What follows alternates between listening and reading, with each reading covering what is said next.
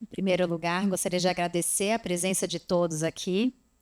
Estamos juntos, testando um novo formato pela primeira vez, a gente fazendo aqui um podcast ao vivo, né? Então, em comemoração aos 52 anos da nossa Fundação Elos. A gente vai gravar também, depois esse conteúdo vai estar disponível no nosso canal do YouTube, nas demais plataformas de áudio, assim como os outros episódios do nosso Elos Entre Nós. Após a gravação, a gente vai abrir também para as perguntas, né? Então, quem quiser interagir aqui com os nossos convidados, né? Após o término do podcast, fiquem à vontade. Então, vamos lá. Todo mundo aqui participando dessa primeira edição ao vivo. Falamos com jovens que têm muitos anos pela frente e com pessoas mais velhas que já deixaram muitos anos para trás. E como essas histórias se conectam, geram conhecimento e sabedoria.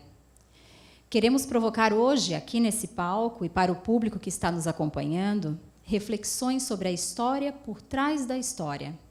Não aquela que vemos acontecer, mas aquela que nos motiva a fazer acontecer. Bom, e para falar desse tema, passado e futuro, planejamento de vida para cada ciclo, que passa por várias dimensões, né? Emocional, física, mental, social e espiritual. Estamos com convidados super capacitados para essa troca de experiências. Vanessa Tobias, nossa, é um prazer, a gente já tem aí estado em contato há algum tempo, né? Que bom. Sim. Que deu certo agora nessa oportunidade. Muito. Especialista em carreira e na abordagem de como viver o presente com os olhos no futuro. Tudo a ver com as temáticas que a gente costuma abordar aqui na Elos. Seja muito bem-vinda ao nosso podcast Elos Entre Nós. Obrigada. Me sinto muito chique e muito privilegiada, porque sei que falo com gente muito competente, muito responsável, e isso faz com que a gente se sinta motivado para querer mais. Então, muito obrigada pela oportunidade. A gente namora há algum tempo mesmo. É a segunda vez que eu estou aqui nesse palco. E, para mim, como eu falei, é uma oportunidade, mas é um privilégio. Então, tomara que seja massa, que a gente se divirta, que a gente se aprofunde e que a gente não tenha vontade que termine. Obrigada. Ótimo. Jurandir Cel, já conhecido aqui por todos, garanto, né? Nosso consultor, parceiro no nosso programa de educação financeira e previdenciária, doutor em finanças comportamentais, mais uma vez aqui no nosso bate-papo. Muito obrigado, pessoal. Vai ser um prazer, emocionado com esse novo formato. E para trazer histórias inspiradoras que reforçam o tema da nossa campanha dos 52 anos, quem sente o tempo com coragem, constrói o futuro com propósito, teremos dois convidados super especiais também aqui no nosso palco. Nosso diretor de seguridade, Roberto Elou, e a Fabiana Tobias, funcionária da CGT Eletrosul há 14 anos, que vai entrar no segundo bloco. Seja bem-vindo, Roberto. Opa, boa tarde a todos. Eu acho que aqui não é a primeira vez que eu estou nesse palco, já tive muitas vezes, né, em 2011, 2012, esse palco era cheio, né? E a gente trazia informações para todos vocês, né? E hoje vai ser um pouco diferente, né, Vivian? A minha trajetória na Elos, mas posso começar agora ou é depois? Espera um pouco, tá ansioso, Roberto, a semana toda ansioso. Espera um pouquinho, Roberto. Bom, para organizar melhor e trazer e a gente conseguir aprofundar na história dos nossos convidados especiais, a gente vai fazer o primeiro bloco com o Roberto e no segundo bloco a Fabiana sobe ao palco aqui com a gente. Bom, para começar, vamos explorar aqui a Vanessa, né? Contar com a presença dela aqui. Antes de ir à primeira pergunta, Roberto, deixa eu perguntar para a Vanessa. Gostaria que você nos contasse, que não é por acaso que você está aqui hoje, né? Conta um pouquinho da sua história, a sua relação aqui com esse local. Eu amei essa pergunta, porque eu conheço a Eletrosul, Eletrobras hoje, desde que eu nasci, porque meu pai é aposentado dessa instituição. Só que essa semana ela é uma semana ainda mais especial, porque meu pai completaria, no dia 15, 80 anos. Então, inclusive, quando se fala de plano de carreira e tal, a gente tem uma técnica que é a festa de 80 anos, porque ela é muito simbólica, né? Ela é um momento muito, olha, você olha para trás e toda a jornada caminhou, aconteceu. Então, estar aqui é como receber uma bênção do meu pai. Quando eu escuto, ou quando tu me mandasse mensagem, eu falei, isso é coisa dele lá. Porque, né, há costuras que a gente não compreende. E outro dia eu fui para Minas e não parei na cidade onde tinha Furnas, que foi de onde o pai veio para cá. E eu falei, o que essa placa está fazendo aqui? Porque já não é mais na mesma cidade onde as coisas funcionam. É claro que a gente deve contar sempre com essa bênção extra que existe. Então, tem um carinho tão assim extra que eu estaria aqui de qualquer jeito. Eu estou morando em Blumenau agora, né? E aí, quando ela falou, eu falei assim, só me diz qual é o horário que eu estarei aí. Porque, para mim, a gente deve sempre devolver àqueles que passaram a vida construindo a nossa vida o nosso melhor. Então, a minha relação com a gente é bem profunda e, como eu falei no começo, sou agradecida mesmo por estar aqui. Que legal. Quando a gente conversou a primeira vez, tu me contou essa história, eu pensei, a gente tem que fazer alguma coisa juntos, né? Porque é muito especial, realmente, traz emoção, traz verdade, né, para tudo que a gente vai discutir aqui. E o Jurandir também tem uma história curiosa aqui com a Eletrosul. Bom, em 1983, eu fazia engenharia de produção e eu era o almoxarife da reforma da Ponte Hercílio Luz. E aí tinha um concurso super grande para ser estagiário aqui da Eletrosul, que era o sonho de quem estudava na UFSC. Eu fiz esse teste e consegui passar para ficar como estagiário aqui na Eletrosul. E eu tive a felicidade de chegar aqui junto com os primeiros microcomputadores. Eu fui consegui lá que permitisse eu fazer um curso de Open Access, era uma ferramenta antiga, e eu aprendi a trabalhar com planilha eletrônica. E aí acharam que eu era gênio, me tratavam como pequeno gênio. Veja que já foi fácil ser gênio no passado. E aí eu acabei sendo admitido como analista financeiro nível 70, mas o meu sonho, desde a infância, era ter uma indústria. Então, não fiquei muito tempo, fiquei 1 ano e 8 meses aqui. E agora vou contar um segredo, nunca contei para ninguém. O meu trabalho de conclusão de curso, que era feito dentro do estágio, foi sobre a efetiva abertura de capital da Eletrosul, ou seja, um caminho para a privatização. E aí o departamento de RH achou por bem não deixar eu fazer a apresentação que era tradicional aqui no Tartarugão. Então, foi uma frustração minha do passado, né? E eu já tive outras oportunidades de falar aqui. Veja como o mundo dá volta. Mas, de qualquer forma, é impressionante o círculo que a vida dá, né? Com essa vinda da Elos aqui para esse prédio tão tradicional. Isso eu acho que é uma questão importante, né? De a gente sempre, é uma coisa que eu aprendi, que eu gostaria de deixar muito para os jovens, sempre deixe portas abertas, né? Eu acho que isso é muito importante. Então, para mim, é um momento bem emocionante estar aqui. Olha, não estava aqui no roteiro, mas me senti à vontade também de contar um pouquinho da minha conexão com esse lugar, né? Eu entrei na Elos há 12 anos, mas tenho uma conexão muito mais longa com esse local. O meu pai também é aposentado da Eletrosul, e quando a gente se mudou, né, que a sede da Elos saiu do centro e veio aqui para dentro da Eletrosul, o primeiro dia que eu saí, que eu fui pegar o carro no estacionamento, me veio um flash, porque eu vinha muito para cá para esperar o meu pai. Então, eu ficava no estacionamento com a minha mãe, esperava ele sair lá de dentro. Eu falei assim, nossa, quem diria, né, que depois de tanto tempo estou eu aqui dentro da Eletrosul. Então, essa volta da Fundação Elos para dentro da Eletrosul também me marcou, trouxe muitas memórias, né?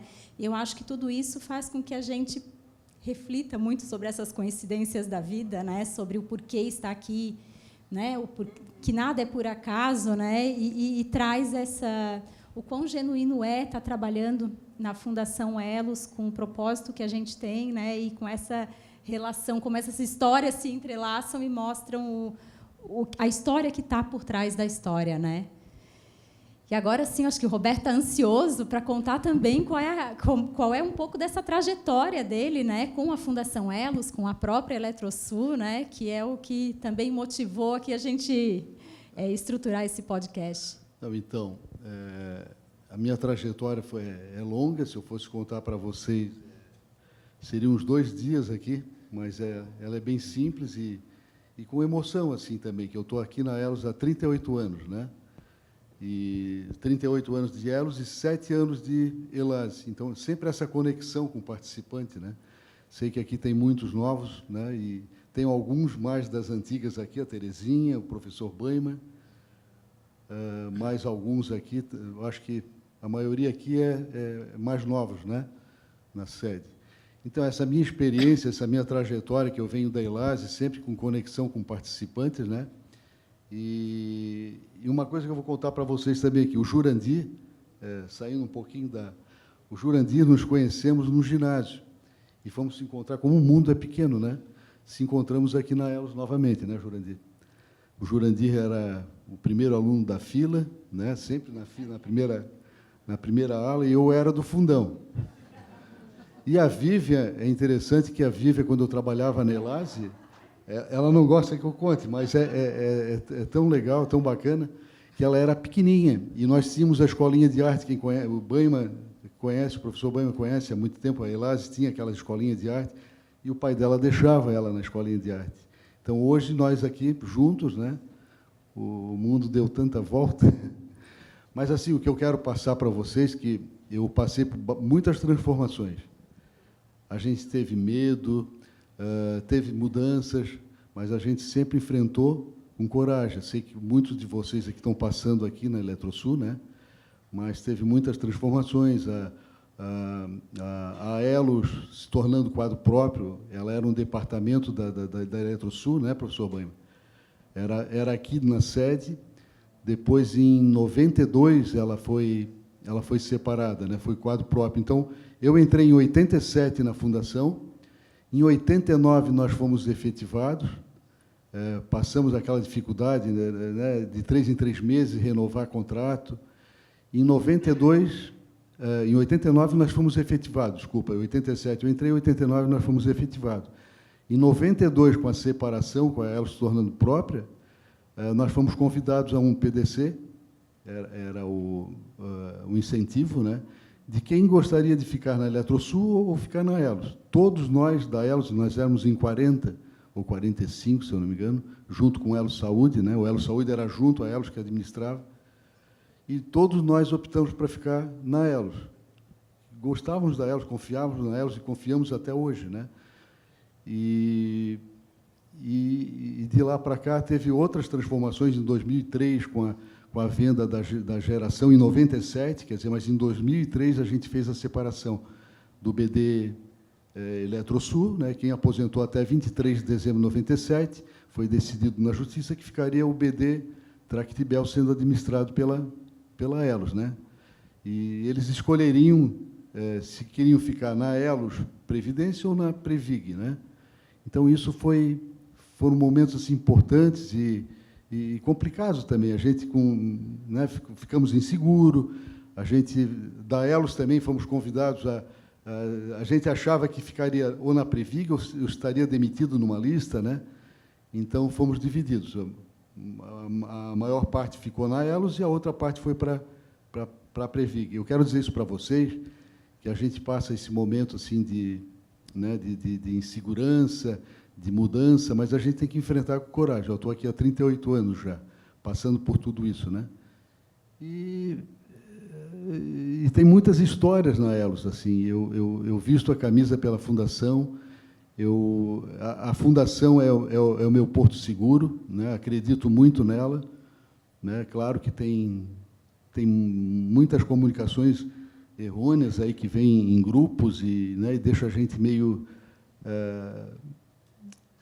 preocupados, né? Mas eu quero dizer a vocês que eu confio muito e pretendo estar vivo mais, deixa eu ver, estou com 63, para Elos completar 100, quero ver a Elos completando 100 anos, e eu acredito nisso. Mas vamos deixar para o outro segundo bloco aí, né? mais comentários que eu tenho a fazer da Fundação. Sim. Achei interessante esse relato, né, Roberto, que mostra o como a gente já viveu a tantas questões, tantas mudanças, né, como é importante essa habilidade de adaptação, de encontrar motivação a cada mudança, né, de estar pronto para um novo ciclo que se abre. Isso mostra o teu poder de adaptação. Parabéns, porque foram muitos momentos cruciais, momentos difíceis, né? Se a gente olhar para a nossa trajetória, todos aqui devem ter passado por esses momentos, é o que nos faz crescer, desenvolver, né? Criar uma casca para enfrentar os próximos desafios, né? Então, eu sempre digo, né, que o passado, né, a gente nunca lembrar do passado, mas o passado nos traz muito aprendizado, né? E como tu disse, a evolução, né? A Elos evoluiu muito. Quem acompanhou a Elos lá atrás, a cada ano, assim, né, olhando para trás, como a Elos evoluiu, né? E é isso. Tem muitas histórias e aqui num podcast eu também sou meio encabulado, mas nem tudo pode falar, né? É isso aí. Não, mas tranquilo, obrigada, Roberto. E aproveitando esse gancho de estar pronto para as mudanças e para novos objetivos de vida, aproveitar para perguntar aqui para a Vanessa. Eu e Jurandir gravamos recentemente um podcast sobre a segunda vida adulta, em que a gente fala um pouco disso, né? De depois dos 50, depois dos 40, né, ter novos planos, né, como se reorganizar na vida, enfim, né, fazer essa revisão interna dos nossos planos de vida, porque às vezes os planos que a gente fez lá com 18, com 20 anos, né, ou já se concretizaram e ok, fechou, vamos abrir um novo ciclo, ou não andaram conforme a gente planejou, mas não quer dizer que isso não é sucesso, né? E o como essa parada estratégica no teu olhar, Vanessa, é importante para motivar e trazer mais vida nessa transição de carreira ou no pós-carreira, né? E entender os novos objetivos aí, o quão importante é isso. Eu estava grávida do João Ricardo, que faz aniversário hoje, de 6 anos. E aí eu estava grávida de 7 meses, mais ou menos, e aí eu fui no salão e cruzei com uma pessoa que eu respeito demais, porque é alguém assim, que sabe planejar, assim, entende? Falar, essa pessoa tem noção. E eu disse para ele, puxa, Renato, eu estou assim, meio perdida, me sentindo meio indisciplinada, já estava com uma barriga grande, né? E assim, sempre muito acostumada, tudo muito organizado, já estou sentindo que não acordo do mesmo jeito. Tu aí que tem sabedoria, né? Me dá uma dica, um conselho. E ele disse, ô Vanessa, tu já trocou teu chip, né? Eu falei, que chip? Ele falou, não, porque tu sabe que a tua vida não vai ser mais a mesma, né? Então, a pessoa que tem visão, ela antecipa o obrigatório. E aí tu perguntou sobre parada estratégica. É estratégico enquanto não é obrigatório. Se eu tenho a noção de pegar os olhos daqueles que são mais experientes e que têm mais sabedoria emprestados para que a gente possa pensar o que, então, será um grande resgate. Eu penso assim, eu estou com 42 anos, né? E uma baita crise dos 40. Mais alguém? Não? Então, a gente sabe do que a gente está falando, né? E essa grande crise de transformação, ela independe da idade. Eu penso que, quando a gente decide por ser quem a gente nasceu para ser, a gente começa a atrair tudo que permite que essa natureza surja, né? E, nessa grande abertura de linha do tempo, o que nos motiva é, primeiro, o que é totalmente desconhecido. Motiva aquele que é curioso e amedronta, porque também dá medo é bom. Eu estou com muito medo. Graças a Deus. Seria muito estranho se não tivéssemos isso, porque é sanidade que a gente pare antecipadamente antes de sofrer o trauma de algo que é uma mudança que amanhã não volta mais para o lugar onde tinha que estar, na tua visão, na tua cabeça, né? Então, quando a gente entende que vai passar por uma mudança, a gente também tem a oportunidade de olhar, não era só para os 18 anos, não. Para a parte nossa, que quando a gente era criança, não deu tempo de viver. Sabe que eu entendo que nasci, tenho a vocação para comunicação, sou profunda, adoro planejamento de vida, mas uma parte minha sempre foi muito reprimida, porque eu adoro arquitetura, construção, eu tinha que ter sido engenheira, sabe? Essas coisas assim. Amo obra. Alguém aqui ama obra também? Não é uma coisa comum, tu vê, é uma vocação também, né? Só que eu não tinha tido espaço. E eu tenho convicção de que é muito possível que todos nós, em algum momento, não tenhamos tido espaço para desfrutar da criatividade, da irreverência, da sua outra forma de viver. Então, a próxima etapa, ela é também uma expansão absurda, porque tu fala, tá, eu já sei tudo que eu já fui, eu já entendi, já. Mas o que eu ainda não sei sobre mim? E aí, claro, toda a introspecção, toda a humildade para viver um processo que é um luto. E, claro, vou abrir um negócio, porque já me sinto assim muito em casa. Eu perdi um irmão quando o Júnior tinha 40 anos. Né? E foi traumático, porque ele teve um infarto, foi uma coisa muito do nada, e uma pessoa muito atlética, ele era médico, então, assim, não tinha a ver. E o pai faleceu com 78 anos. E foi uma morte tão íntegra, foi um negócio tão bonito. Então, eu tive a oportunidade de viver 2 lutos diferentes.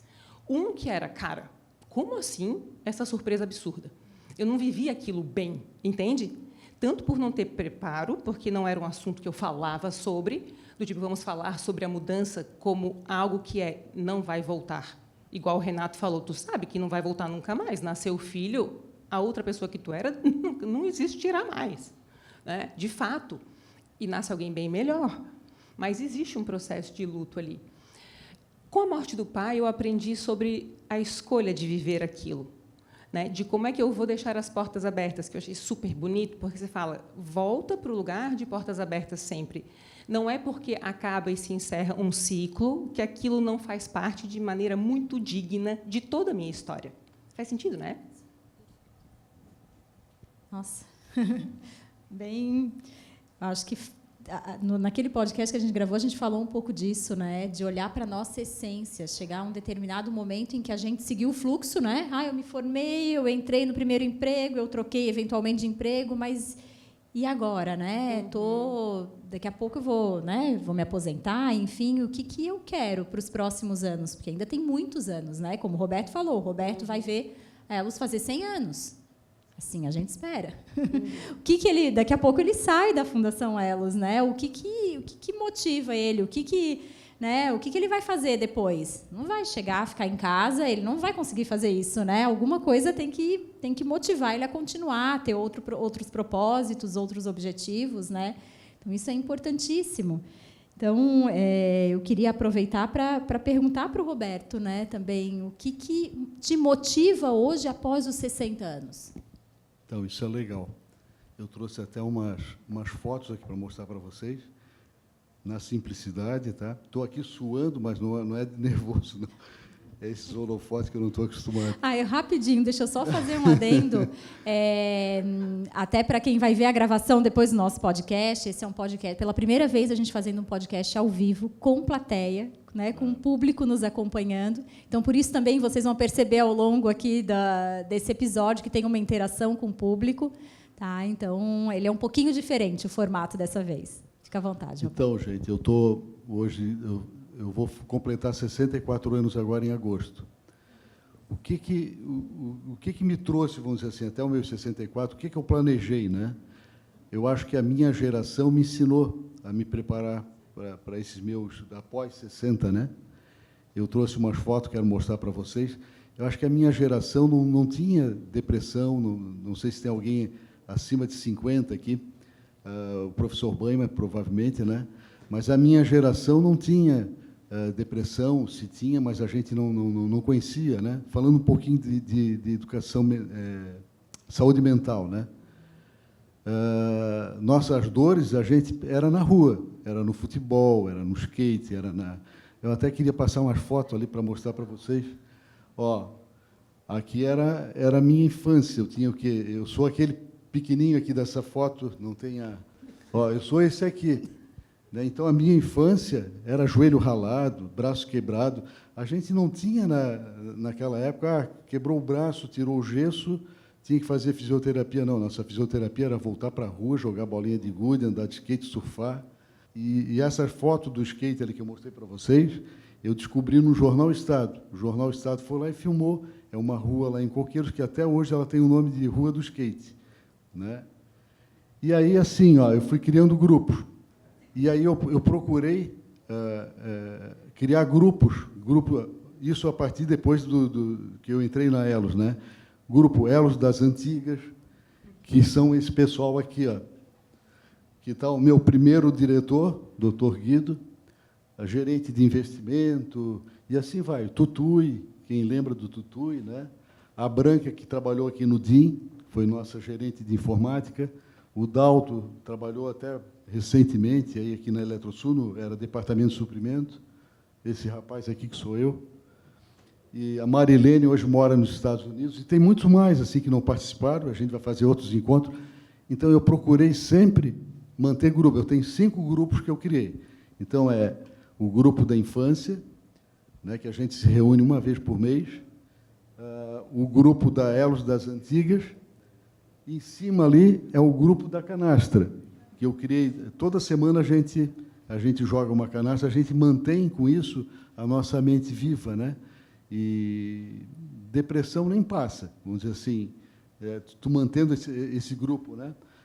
O outro grupo interessante é isso aqui, ó, que é esse primeiro aqui, primeiro ano primário. Eu achei 15 pessoas, 2 professoras, uma está com 87 anos, a outra faleceu ano passado, e a gente vai ter uma reunião hoje, vamos se reunir hoje, já se reunimos no mês passado. O que eu quero dizer para vocês, assim, a gente manter esse, após os 60, como a Vívia colocou, né? Eu me mantenho assim, essa é a minha história, né?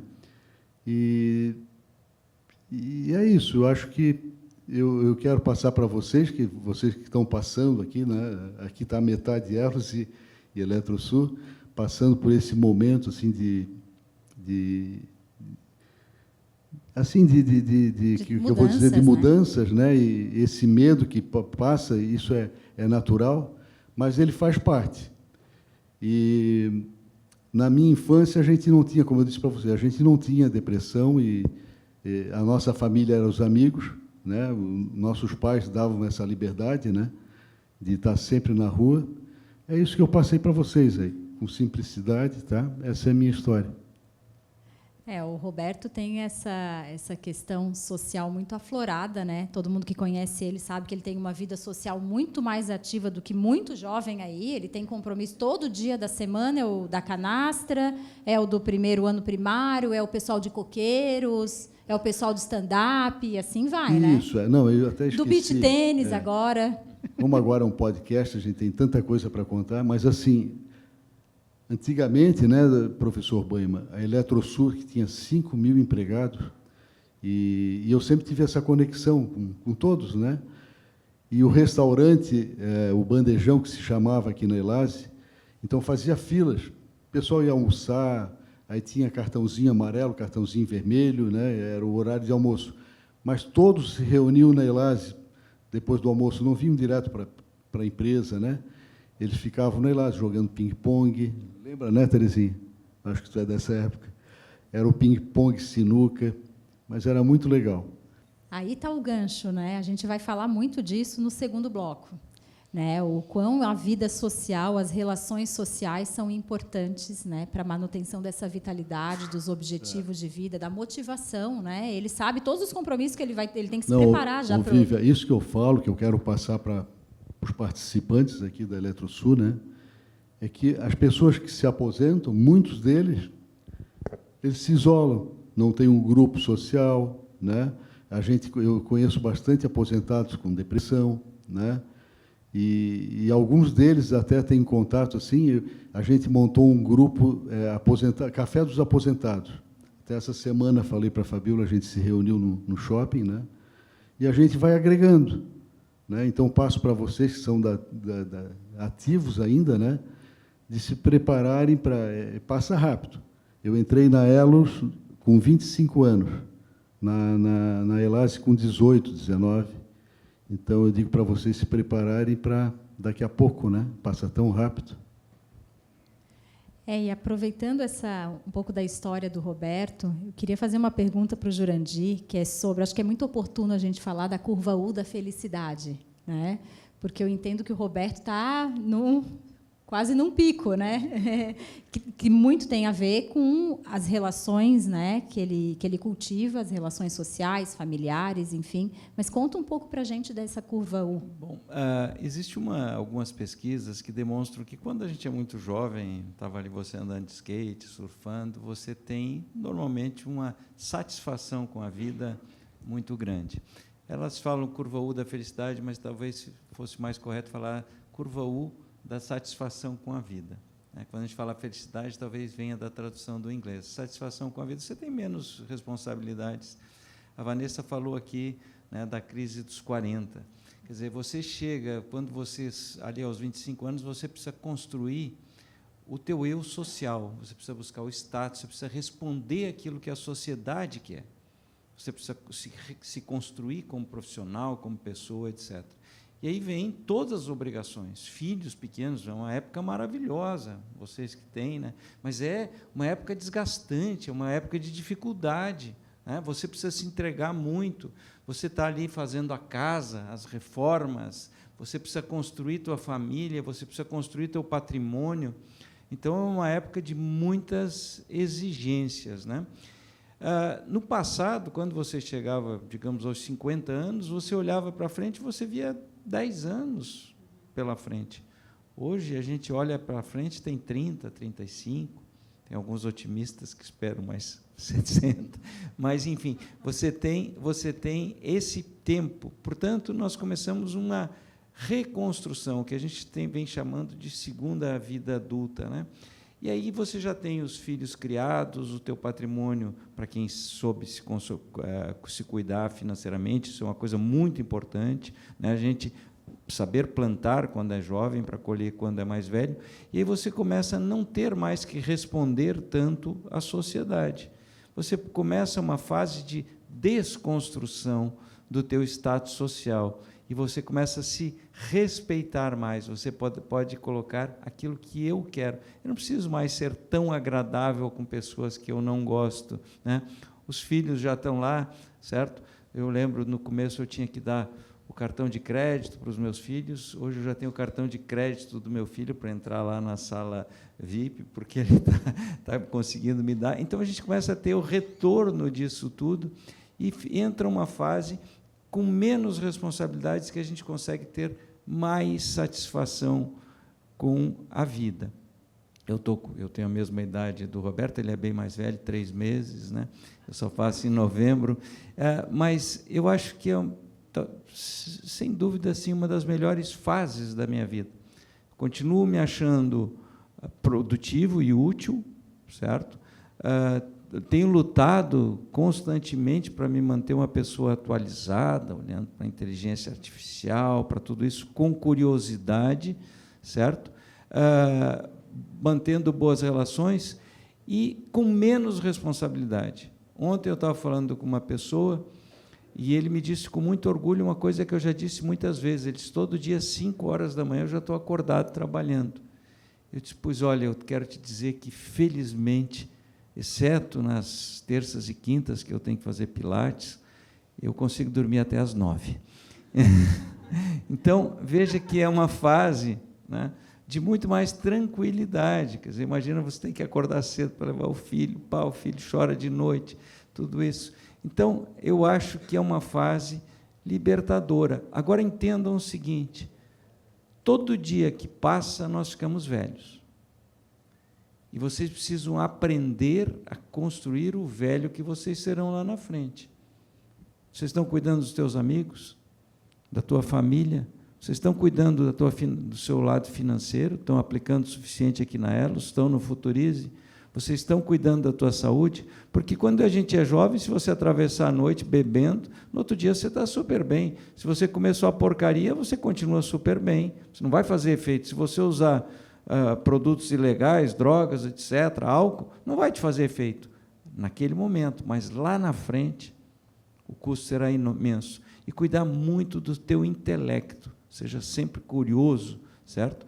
E, principalmente, quando a gente fala de intelecto, não tenham preconceitos nessa vida. Preconceito é coisa de gente preguiçosa, certo? Que não quer pensar. Isso é extremamente importante. Tenha a mente aberta, tenha a capacidade de olhar para os vários lados. Eu acho que isso é importante. Então, a curva U é isso.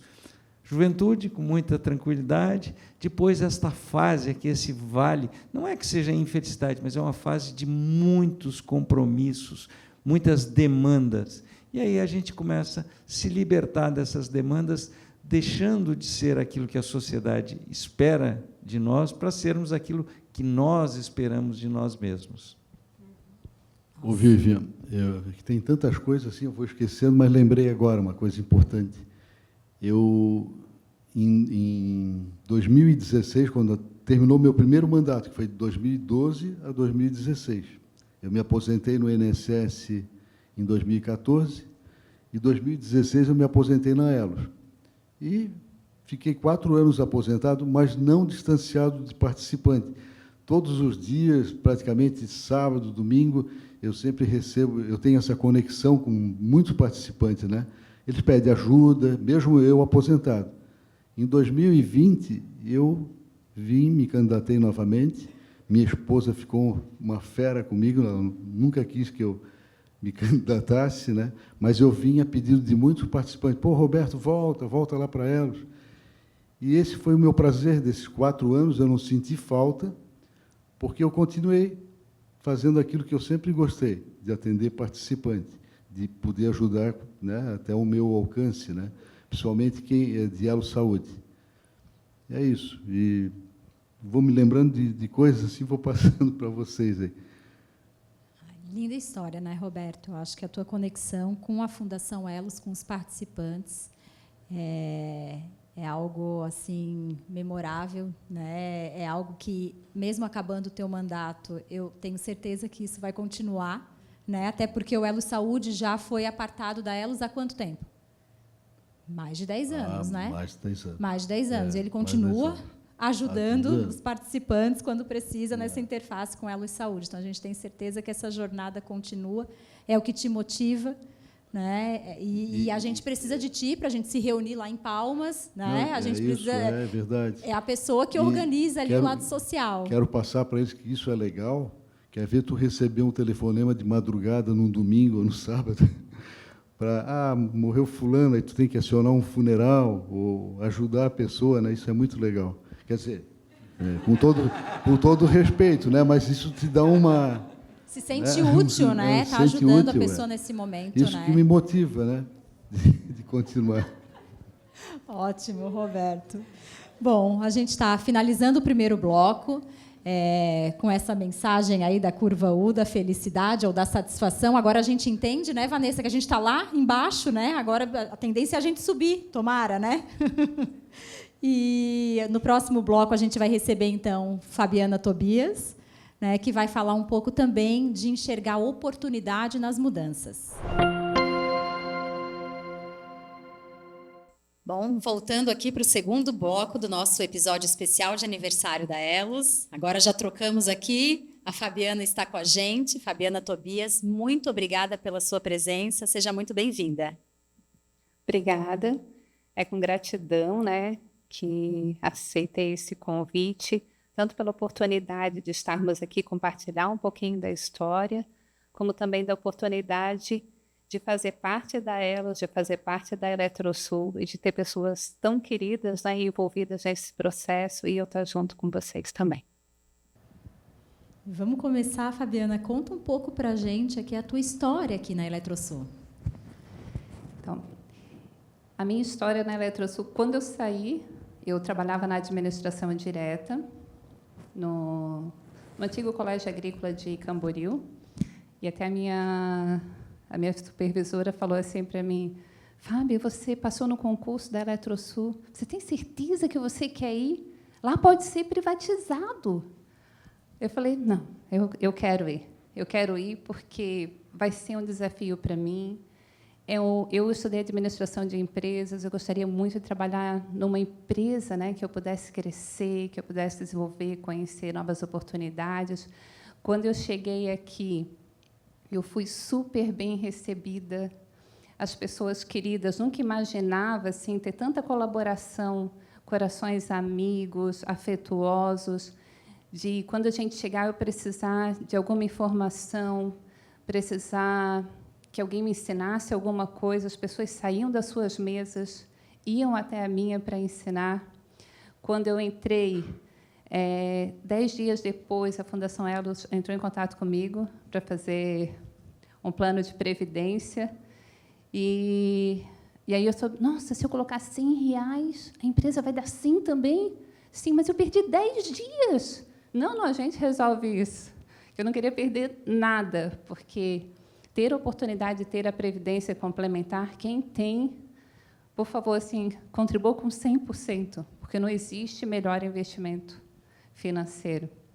E aí, dentro desse trabalho da empresa, eu entrei na área da diretoria financeira, no gabinete, consegui atuar na parte de gestão junto com a Elos, da patrocinadora, e fiquei durante um bom tempo.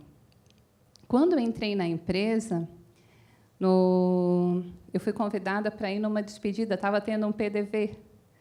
E, nesse PDV, um senhor falou assim, com tanto orgulho, olha, eu estou aqui há 35 anos, trabalhando na mesma função, nas mesmas atividades, e saiu super feliz. Só que eu era jovem. Para mim, trabalhar 35 anos na mesma função, na mesma atividade, era uma coisa que... Eu falei, meu Deus, como é que ele conseguiu isso? Mas aí que eu percebi que eram ciclos diferentes, que a minha vida era um período diferente e a dele era diferente. Quando passou 10 anos, eu pensei, meu Deus, eu estou 10 anos na mesma atividade na empresa. Ai, legal. É isso, né? As pessoas se preparavam para ficar a vida inteira na mesma empresa, né?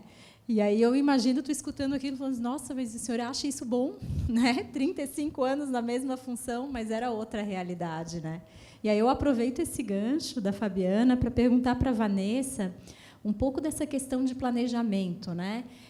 A pessoa passou num concurso público e se planejou para aquela estabilidade, para ficar a vida ali. Daqui a pouco vem algo, uma conjuntura, algo externo, muda aqueles planos, né?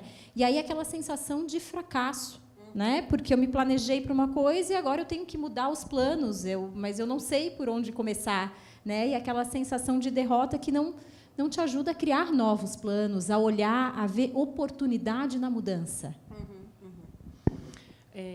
Diferente da geração do Roberto, que estava aqui antes, a minha geração tem depressão.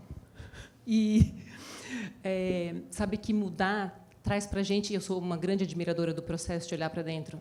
Eu admiro muito, inclusive, quem sente dor. É um sinal de autoconsciência, é um sinal de eu vou assumir que tem um limite e, em descobrindo esse limite, então, descobrir o que eu posso fazer além. E, nos momentos das minhas grandes mudanças, eu tive a oportunidade de conhecer um psiquiatra, Dr. Rui, 78 anos. A primeira coisa na minha cabeça é entender que as pessoas que têm mais idade possivelmente sabem mais. E, então, lidar com as nossas frustrações, quando a gente é jovem, ou depois também, tem muita relação com se cercar de pessoas que têm mais experiência para poder tirar um pouco do peso que a gente acaba atribuindo às coisas que fazem parte da vida. Porque frustrar-se faz parte da vida, não tem como a gente evitar que a gente vá sentir que putz, eu podia ter sido A e eu tive que ser B por alguma razão. E aí, quando eu conheci o Dr. Rui, eu achei muito bom que ele era um homem de idade, porque eu falei, poxa, que maravilha, eu vou me aconselhar. Eu vi que eu sentia a falta de sabedoria mesmo, assim, aquela pessoa com quem a gente conversa, que é um grande café, que é uma coisa assim, nossa, estou conversando com alguém que entende o que eu estou sentindo porque viveu. E aí, numa das conversas que eu tive com ele falou assim, Vanessa, eu sei o que está acontecendo contigo. O teu roteiro de vida não é mais possível. Quando eu era criança, me perguntavam assim, o que você quer ser quando crescer? E era clara a minha resposta e rápida. Presidente da República, super. E, a propósito, se um dia eu voltar para isso, vota em mim. Né? E super. Ela falou, não, mas imagina, eu sou uma liderança. E aí, quando começou a história do voo da mulher, eu falei, está vendo? É porque isso, vai ter que ter uma presidente mulher. Né? Tudo casava, tudo tinha uma perfeição. Assim. Eu e meus irmãos, a gente sempre muito alinhados, a família sempre muito caminhando para dar suporte àquilo que era a minha visão clara, o roteiro padrão. Né? E, por mais que parecesse excêntrico, aquilo fazia muito sentido para mim. Mas era muito sentido. Com o falecimento do Júnior, a graça do roteiro já acabou 50%. Porque nós éramos sócios, nós éramos muito amigos e tá. Aí veio a história do pai, e o Dr. Rui falou, já entendi o que te aconteceu. O roteiro não é mais possível, Vanessa. Acontece que, entre um roteiro perfeito e outro, há algumas questões muito importantes. A primeira, o luto, mais uma vez, porque você vai ter que viver a esperança e a confiança na vida de que haverá algo maior, melhor, mais profundo, mais detalhado, mais nutridor da tua alma do que qualquer roteiro anterior àquele. Só que a página está em branco e todo o teu público está no roteiro anterior. E quando a gente fala público, o Roberto veio aqui e disse, eu tenho grupos de amigos e tal. Aquele é o nosso público, mas nem todo mundo cativa exatamente esse tipo de perfil ou quer determinados tipos de escolhas em termos sociais, né? E entender que eu ia passar um período observando as nuances da minha própria angústia fez com que eu percebesse que, sim, naquela grande linha do tempo que a gente começou a falar lá, eu ainda teria tempo de fazer resgates importantes da minha própria alma, em termos de respeitar aquilo que faz sentido para mim. Então, dentro da minha curva, né, para que eu viva, eu vou me frustrar, eu vou frustrar outros, porque na mudança a gente deixa de ser o que fazia sentido também para aquele público que confiava no nosso roteiro, que não vai mais acontecer depois. Então, lidar com a frustração demanda muita humildade. E uma coisa que, para mim, faz sentido, a gente tem uma cultura da alegria, e é muito bom estar alegre, né? Mas eu entendi que a verdadeira felicidade, e aí, para mim, é um outro conceito, tem relação com associar o significado dessa palavra com o como eu percebo que eu estou crescendo. Assim, nossa, eu posso estar aqui no Vale do U, mas como eu estou crescendo? Meu Deus, eu não sou mais a mesma pessoa, como eu tenho outros pontos de vista, como eu não quero mais ser a presidente da República por diversas razões, e, claro, fazendo um paralelo com tantas outras coisas que deixaram de ser, depois de nascimento de filho, depois de tipo de parto, depois de não quero me aposentar das coisas que eram uma obrigação social e que agora não quero mais. E aí eu penso que nasce a verdadeira liberdade. E a verdadeira crise da segunda fase da vida é essa, a liberdade. Ter escolha, ser livre e lidar com isso. Nossa, eu posso escolher qualquer coisa. E o que é, então? O que eu vou experimentar? Lidando com o fato de que a gente não vai performar como no outro roteiro. Não agora, mas daqui a pouco, né? Então, lidar com querer a felicidade e associar a felicidade com um sentido de crescimento e de evolução mesmo, de competências, de relações, de novos planos, de planos antigos também. De enxergar que a mudança não é uma pedra no caminho, né? Ou, se for, tem como desviar, né? Então, o fato de lidar com a mudança, enxergando oportunidade, enxergando crescimento, é muito importante, né? E aí eu trago aqui uma pergunta para o Jurandir, que fala um pouco disso, né? Que tem algo que dificulta a gente enxergar essa oportunidade na mudança, que é o viés da memória retrógrada, né? Explica um pouco para a gente esse conceito. Bom, aproveitando aqui duas questões, o Roberto falou da felicidade e eu falei da curva U, parece que todo mundo é igual. Eu tive uma juventude muito difícil, muito triste. Eu perdi meu pai, que eu tinha 10 anos, e a gente passou por muitas dificuldades, né? Então, quando a gente fala, a gente está generalizando. E, quando a gente fala de mudança, eu lembro que, quando eu entrei na Eletrosul e fui contratado, e aí a minha mãe ficou muito feliz, porque eu disse, como? Ele já ganha mais do que eu, porque a Eletrosul pagava muito bem no passado, era completamente diferente, né? E eu sempre fui um apaixonado pela mudança e sempre gostei muito de mudar. Eu fiquei muitos anos na universidade, mas eu fiquei em 3 departamentos, é uma coisa quase anormal. E o dia que eu disse que eu ia pedir demissão aqui para montar uma fábrica, minha mãe chorava, desesperada, você está fazendo isso para me magoar, você quer acabar comigo, e convocou lá um conselho de tios, né, que tentaram me demover da ideia. Aqui na Eletrosul também me levaram para uma psicóloga para saber se efetivamente eu estava certo, né? E eu lembro que eu entrei na cozinha e estavam meus tios falando, você é maconha, está perdido na maconha. Não é possível o cara fazer isso. Bom, então, eu sempre fui muito apaixonado por esta coisa de mudar. Eu não consigo... Quando me disseram lá que eu entrei no Departamento de Operações Financeiras, mesmo tendo ficado em 1 ano e 8 meses como funcionário, eu já estava vendo para ir para um departamento de planejamento financeiro, porque eu já não queria mais ficar ali. Então, eu sempre fui muito ligado à mudança. Agora, voltando à tua pergunta da memória retrógrada, o que é a memória retrógrada? É da positividade retrógrada, né? Então, a gente olha para o passado, sempre parece muito melhor do que ele de fato foi, né? Se você vai numa viagem, você tem um monte de perrengue, um monte de problema, passa um ano depois, você só lembra de coisas boas, né? Então, é natural que a gente olhe o passado como algo muito positivo, porque a gente esqueceu de todos os perrengues que a gente viveu, né?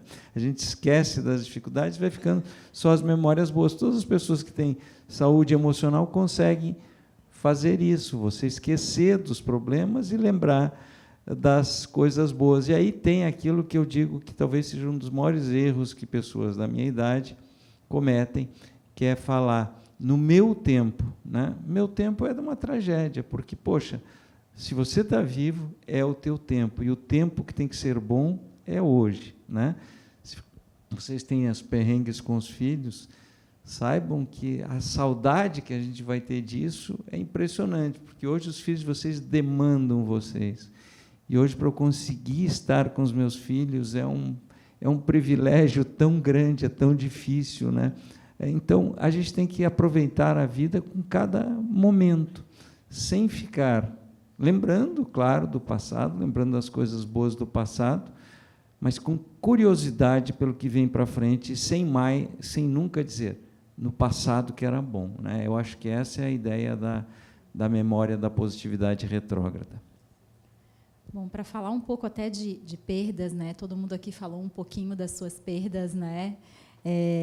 Para a gente estar preparado para as perdas, sejam elas profissionais, familiares, em qualquer outra esfera, a gente precisa ter uma vida equilibrada entre trabalho, família, social, hobbies, enfim, né? Não colocar todos os ovos na mesma cesta, porque se a gente perde aquela cesta, a gente perdeu tudo, né? Como é que a gente mantém esse equilíbrio? E aí eu aproveito para perguntar para a Fabiana, que antes da gente, né, aqui da gravação do podcast, a gente conversou um pouco sobre isso, e a Fabiana me contou aí algumas histórias bem interessantes para compartilhar. Aqui falando no ambiente de trabalho, né? Depois da pandemia, eu acho que cada um de nós se modificou muito. Cada um viveu experiências, algumas boas, muitas difíceis. A gente teve que conviver mais com a família, e aí esse convívio muito mais próximo e, ao mesmo tempo, estar trabalhando junto também trouxe para nós aprendizados, algumas dores e dificuldades. E isso foi um momento bem crítico, até que me fez refletir. A pandemia, para mim, teve uma mudança, porque antes eu ia e voltava para Balneário Camboriú todos os dias, perdi umas 4, 5 horas no trânsito. Com a pandemia, eu vim morar aqui. Então, para mim, foi uma coisa positiva, né? Teve uma mudança, só que eu convivia só comigo, né? Eu convivia sozinha. A minha família ficou lá em Balneário só os dias no final de semana. Mas eu sei que a gente conversava com tantos colegas aqui de trabalho que teve tantas dificuldades, e a gente começa a enxergar o outro com um olhar diferente. A partir do momento que teve a privatização da empresa, as coisas foram modificando. Os relacionamentos começaram a se tornar, alguns, um pouco difíceis. Mas, nesse convívio, algumas pessoas que a gente estava mais próximas, com um olhar mais positivo, né, na minha equipe, que eu acabei mudando de área, quase todo mundo, acho que acabou mudando de área, trazia um olhar de esperança e positividade, mesmo para quando a gente tinha um pensamento difícil. E aí, nessa trajetória da equipe, ali, de uns 2 anos que a gente está junto, que eu conhecia as pessoas, um estava numa área, outro estava noutra, aquela pessoa era inflexível, foi atuar numa outra função da minha equipe, agora é tão flexível, conversa. Uma outra, os colegas que trabalhavam no operacional não tinham oportunidade de mostrar o seu talento, então agora negociam, ligam, e às vezes eu pergunto assim: nossa, esse aqui tu sabe fazer isso? Não, eu não sei, mas eu vou ver, vou chamar um no Teams, lá no Rio, lá no Recife, eu vou dar um jeito. Então, como o time cresceu, como nós crescemos, isso, essa parte da gente ter a força dentro de nós, é algo que a gente não só ajuda nós, nos ajudamos, mas a gente ajuda o outro também. E todo esse processo, mesmo que foi difícil, porque a gente chorou juntos, todo mundo teve dificuldade desde a pandemia para cá. Imagina passar a pandemia, depois ter uma expectativa de estabilidade financeira na empresa, isso acabar, né, que é uma coisa que a gente pensava no longo prazo, isso ter modificado, e a relação de amizade da empresa muito forte, porque se falava em família Eletrosul, não falava a empresa, mas falava em família, porque as relações afetivas eram muito fortes, assim, de colaboração, e eu percebo isso muito forte até em relação às outras subsidiárias. A nossa, que a gente tem uma cultura muito grande de colaboração, e a gente participa da vida dos colegas. E esse apoio um do outro ajuda a nos fortalecer no dia a dia e a ter as vivências, como o Jurandir comentou. Essas vivências são o que a gente vai carregar sempre para a gente, que são os momentos bons que a gente vai lembrar. Então, nós participamos da vida um do outro. Nós crescemos, independente da gente sair daqui, o que é a prioridade para a nossa vida? É aquilo que a gente carrega em nós. Então, se a gente começar a ver os momentos bons e focar naquilo que realmente importa, eu vou carregar aquilo que eu tenho. Uma pessoa ferida vai ferir o outro. Uma pessoa que cura vai curar o outro. Uma pessoa amada vai saber amar. Então, o que estamos carregando dentro da gente? A gente está carregando a reclamação, a tristeza. Isso, a gente vai querer levar um lixo para dentro da nossa vida? É isso que a gente está pensando? Cada um, se a gente colocar todo mundo numa sala de reunião, cada um depois vai dizer como foi a reunião da sua ótica diferente. Porque isso depende da vivência, daquilo que a gente carrega nos nossos pensamentos. Então, mudar aquilo que a gente pensa, a forma de olhar, isso vai fazer parte de nós. Vamos ser nós. Ser feliz é a nossa escolha. Então, que vamos ter muitos momentos lindos aqui na empresa ou fora da empresa, porque tudo que a gente já viveu já foi maravilhoso. Isso cada um, os jovens que estão aqui, que têm a coragem de seguir adiante, aqueles que já vivemos um tempo, que a gente já adquiriu um pouco mais de sabedoria, mas o que importa realmente é aquilo que vai trazer a felicidade. Eu estou dedicando tempo para a minha família? Eu estou dedicando tempo para aqueles que eu amo? O tempo vai passar. E o tempo é um tesouro que nunca mais vai voltar atrás. Como que eu estava na relação do trabalho? Eu tive um relacionamento bom com as pessoas aqui? Eu tive momentos bons?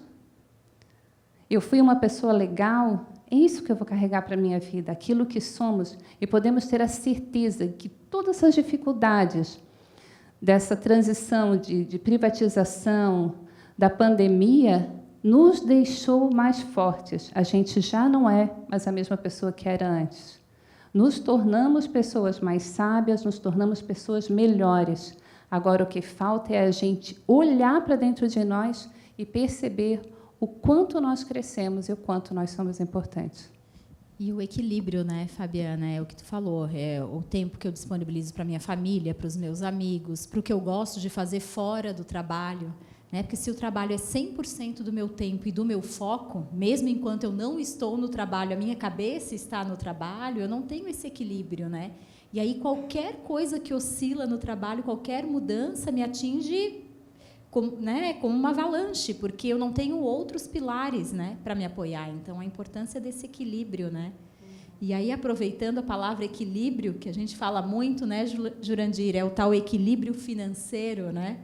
Todo esse medo da mudança, essa insegurança com o novo, a falta, né, agora não ter mais estabilidade, né, no contrato de trabalho, tudo isso pode ser amenizado com um planejamento financeiro, né? Porque a partir do momento que a parte financeira está mais equilibrada, mais resolvida, me dá essa liberdade, talvez, eu sair de um trabalho, ter um tempo até achar outro posto de trabalho, enfim, tudo isso dá uma segurança, né?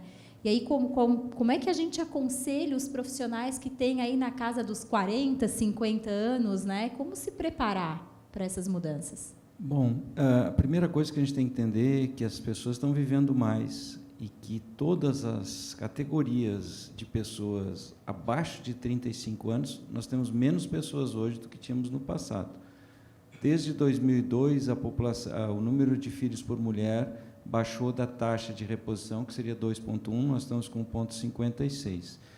Ou seja, quem é jovem precisa se preocupar muito com a aposentadoria, até porque quem é mais velho, bem ou mal, as previdências públicas e privadas vão resolver. Então, cuidem muito, muito do teu eu futuro. Vocês não vão poder ser cuidados por filhos, a não ser que vocês tenham 8 filhos, 10 filhos. Não sei se alguém consegue ter todo esse número, né? Então, muito importante fazer isso. Também muito importante ter uma reserva de imprevistos. É muito importante você guardar isso.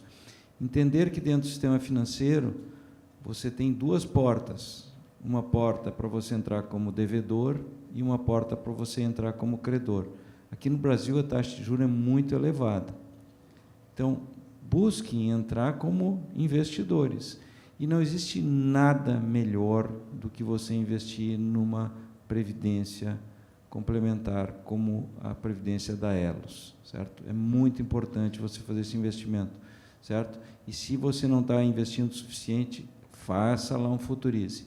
E nunca esqueça, para quem tem filhos, certo? Para quem é dependentes, de ter um seguro renda, que é extremamente importante você ter um seguro renda, que ele faz muito sentido. Que vocês que têm filhos precisam entender que vocês correm um risco de vida. Já eu, o Roberto e o Baima, o nosso risco é risco de vida longa, que é um outro risco, né? Então, é diferente, né? Essa é a preocupação. Mas, então, entendam, cuide das finanças de vocês. Isso é muito importante. Eu não consigo entender como que alguma pessoa, às vezes, abre mão de colocar lá no máximo na sua previdência, né? E a Elos tem uma história e um histórico de rentabilidade muito impressionante. Perfeito, Jurandir. E aqui, para finalizar o nosso bate-papo, queria aproveitar a presença da Vanessa para compartilhar um pouco aí da sua experiência com a gente, de como é que a gente consegue manter ou ter planos a cada fase da vida ou a cada mudança de rota, né? Como é que a gente refaz esses planos, como é que a gente se motiva mesmo em meio, às vezes, a uma situação não tão agradável. Perguntas todas tão profundas, né? Talvez a realidade encoraje a gente, e aí tu falasse das cestas de dividir e tal, e aí, lendo o nosso roteiro, eu lembrei de um vídeo do Arnold Schwarzenegger que ele fala I hate plan B, e ele fala que odeia o plano B e tal, e aí eu super me identifiquei com o vídeo dele, porque eu falei, pô, a pessoa vai bater um pênalti com pé mole, né? E não sei se vocês conhecem a expressão da calcinha bege, já viram falar, não? A calcinha bege, ela cumpre a função, ela só não anima ninguém. E aí tu pensa assim, né? Pensar a vida demanda inocência. Se a gente parte do pressuposto da cultura, às vezes, nem sempre a gente vai estar encorajado a sonhar bem grande. E aí vai ficar bem difícil, porque a gente vai começar por tudo aquilo que cabe dentro da minha realidade de competências, da minha realidade financeira, muito embora a autonomia financeira seja a responsável por promover a felicidade e a contribuição social, que, na minha visão, é um aspecto essencial da segunda grande fase. Na segunda grande fase, em toda fase, a gente tem que contribuir socialmente. Não vejo sentido que a nossa vida tenha sido dada, se não foi para devolver, para curar alguma coisa, para contribuir com a minha comunidade, né? Essa é uma preocupação importante, né? Mas como é que eu vou sonhar a vida se eu vou sonhar dentro de um limite conhecido? Eu preciso me sentir animada daquele pênalti, eu preciso dizer, meu Deus, e aí lembrar de alguma realização que a gente teve ajuda a gente a se conectar. Então, a gente pode lembrar agora de qual foi uma grande, mas ninja realização da tua vida. Levou tempo, desenvolveu novas habilidades, não deu certo o tempo inteiro, né? Precisou, inclusive, dar errado até dar certo algumas vezes. Então, sonhar vai demandar muita inocência. É o principal resgate da vida. Na segunda grande fase, escutar a menina que ainda mora em mim e que quer falar e eu não deixo, né? Porque daí eu tenho que estar tão adequada à realidade. Eu lembro que meu pai dizia várias coisas, e uma delas era: conquista a tua autonomia para tu não depender de ninguém, porque tu tem que poder levantar da mesa, tu não vai entendeu? Tu não vai fazer o que tu não deve e acolher ou assinar teu nome nas coisas que não forem justas aos teus princípios, né? Então, tu vai construir tua autonomia. Eu, com 14 anos, estava trabalhando porque eu falava: o que é autonomia? Autonomia? O que é isso, né? Mas ele dizia que eu tinha que manter a minha visão sempre muito pura. Em que sentido? Nem tudo a gente concorda. Esses limites, eventualmente, que são impostos, podem ser uma onda muito lateral. Uma vez eu disse para meu pai: pai, a minha área é cursos, né? Eu desenvolvo metodologias e tal. Eu falei: pai, eu não me sinto interessada em investir no que pedem para que eu invista agora. E aí ele disse: então, continua indo pela lateral. Eu falei: mas o que é a lateral? Ele disse: a lateral é quando tu guarda o teu braço para remar a tua onda. Se há outros remando algumas ondas, mas essa não é aquela que fala é 100%, é o pênalti do meu tetracampeonato, entende? Não bata este pênalti. Dê tempo, faça reserva de energia, reserva financeira, reserva de raciocínio, introspecção, qualquer coisa. Mas, quando é certo o sonho, e a gente conhece ele quando diminui o volume do que é externo e volta a escutar o que é da nossa natureza mais essencial, né? A despeito de qualquer dor que a gente tenha vivido, que nos amadureceu, de qualquer frustração que tenha acontecido também, né? Quantos namorados namoramos até encontrar o homem para a gente? Quantos negócios tentamos? Quantas medalhas de prata ou nenhum ranking conseguido enquanto atletas? Então, para ter vida ainda, a gente precisa ter inocência, ingenuidade. Eu falei sobre ser arquiteta, né? Eu comecei a faculdade de arquitetura e aí na faculdade eu falei: nossa, como é que eu não sabia disso aqui antes e tal? E é bem engraçado tu ir um pouco mais de idade e falar com a gurizada, né? Gurizada. Gente, pessoas de 20 anos têm a metade da minha idade. E é muito estranho, porque, para mim, é a mesma pessoa que eu. E eu decidi que eu precisava investir. E eu queria poder fazer reforma, vender. E aí eu cheguei na imobiliária, lá em Blumenau, isso. E falei: olha só, estou muito interessada nesse imóvel aqui, só que eu não tenho dinheiro para ele. E eu queria conversar com a dona do imóvel, ou o dono, para bolar uma negociação aí para eu pagar em março. Imagina, a pessoa tinha que fazer o mesmo valor 1 ano e pouco depois da proposição. Daí o dono da imobiliária estava junto e ele fez assim: se ela souber que tu quer o imóvel, ela vai aumentar o preço. Os antigos vão lembrar da Vera Verão, os novos não, mas nós tínhamos uma comediante que, quando alguém desafiava ela falava: epa! Ela, tipo, rodava a baiana, né? Naquele momento, eu me senti muito Vera Verão. Eu falei: olha só, vou te falar um negócio. Todos têm 2 virtudes pouco trabalhadas, mas eu trabalho nelas. A primeira é a inocência e a ingenuidade, e a segunda é a alegria de viver. Quem é alegre e bem resolvido reconhece isso e apoia. Eu quero falar com essa pessoa, porque, se ela escutar que isso é um sonho meu, ela vai me apoiar, se ela tiver a mesma alma, a mesma ingenuidade e a mesma inocência. E ela topou. E estou lá eu investindo, a gente está construindo, estou realizando um baita de um sonho, mas, assim, sabe, um baita, eu falo assim: meu Deus, 5 da manhã, porque eu falo: eu quero ir para a reforma, sabe? Porque é preciso resgatar isso no teu grande silêncio íntimo. Não abrir mão jamais e nunca bater um pênalti com o pé mole na vida, pelo amor de Deus, porque tempo e a vida passam em 2 dias. Eu imagino assim: 2 dias, acabou. Pá. Quando olha para trás, 38 anos passou em 1 dia. É 1 dia. Você fala: cara, foi muito rápido. Até a gente não comentou aqui, mas para fazer um encerramento aqui, se a gente tiver noção da finitude, cada dia é um dia super especial. É o dia que eu vou fazer alguma coisa diferente, é o dia que eu vou buscar conhecer uma pessoa nova ou contribuir para a vida dessa pessoa. Cada dia é especial. E quando a gente fala de realização, a gente pensa uma grande realização. Quando a gente fala vamos pensar na segunda fase da vida adulta, vou ter uma outra carreira, nossa, talvez eu vou ter que fazer uma outra faculdade, pode ser que tenha, tudo bem, se é o sonho da pessoa. Mas eu acho que é muito importante a gente falar das pequenas realizações. E falei errado, não são pequenas, das realizações do dia a dia. né? Que é a entrega de um trabalho que tu fez com muito esforço e recebeu um elogio, que é o dia que tu conseguiu ir almoçar com as colegas de trabalho e foi muito legal, que eu acho que isso é importante, né? Também a gente não pensar na grande, eu tenho que fazer algo grande, não, é o pequeno também, né? E é a gente ir dando um passo de cada vez, né? E na mudança isso é muito certo, né? Quando vem alguma coisa diferente por aí que a gente não controla, deixa eu dar um passo de cada vez. Deixa eu entender como é que vai ser, deixa eu me resolver, né? Então, eu acho que esse bate-papo aqui não traz nenhuma solução para ninguém, não é, né? A gente não traz respostas, mas eu acho que traz isso, traz o pensar, né? Todo mundo pensar, refletir. Quando a gente fala de saúde mental, o mostrar estar vulnerável e buscar ajuda, né? Aqui todo mundo mostrou suas vulnerabilidades, né? Então, assim, tudo bem, hoje eu não tô bem, ou alguma coisa, não estou conseguindo resolver esse problema que está me fragilizando, vou buscar ajuda. Eu acho que é muito disso, né? Da gente se ajudar, entender que nem sempre a gente vai estar bem e que a gente pode levantar a mão, né? Que vai ter alguém aí olhando para nos ajudar. Eu agradeço demais o nosso bate-papo, a presença de vocês, Vanessa, Jurandir, Fabiana, Roberto. Não estou vendo mais o Roberto aqui? Ah, está ali.